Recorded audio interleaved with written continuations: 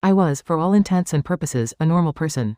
My life revolved around simple joys: my spouse, my child, and the quiet satisfaction of a stable routine. I cherished those mundane moments, seeing them now as the brightest of my good days. That illusion of happiness was brutally shattered by a single phone call. The voice on the other end, though professional, delivered a crushing verdict.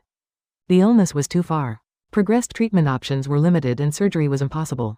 The devastation of knowing the one I loved was facing a terminal fate was compounded by a stark economic collapse. The medical bills were staggering, the savings gone, and soon, the roof over our heads would be too. The cruelest truth dawned on me: without money, life itself would be lost. My desperate longing turned into a frantic plea, a prayer for a miracle, for a single bag of cash to descend from the sky and solve everything. I would have accepted salvation in any form. It was on a rainy, dark night that my desperate wish seemed to manifest. In a secluded alley, a luxury vehicle suddenly sped away, its door swinging open, leaving something behind. My heart pounded with a mix of dread and hope. Lying in the rain was a worn leather bag. Trembling, I forced it open. The expected sight of cash never appeared. Instead, there were stacks of carefully packaged white envelopes. I knew instantly, this was no miraculous money bag. This was a dangerous consignment: drugs.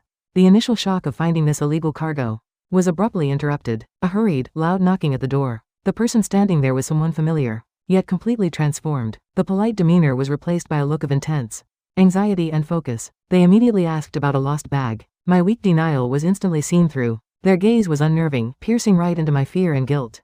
They knew I had it. I couldn't hide it any longer. When I revealed the dangerous contents, the visitor's reaction was unexpected. There was no anger, only cold, strategic calculation. They immediately brought up my greatest weaknesses: the terminal illness, the crippling debt, the looming threat of losing the house. They used my desperate situation not as a threat, but as leverage.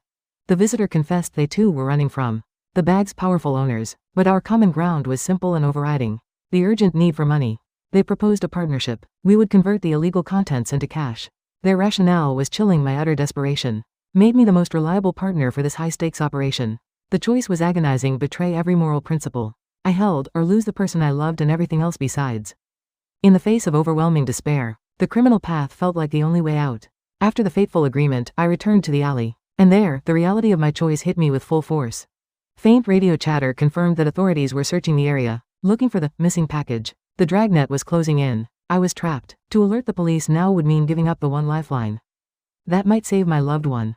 The point of no return had been crossed. Clutching the bag, soaked and shaking, a grim determination set in.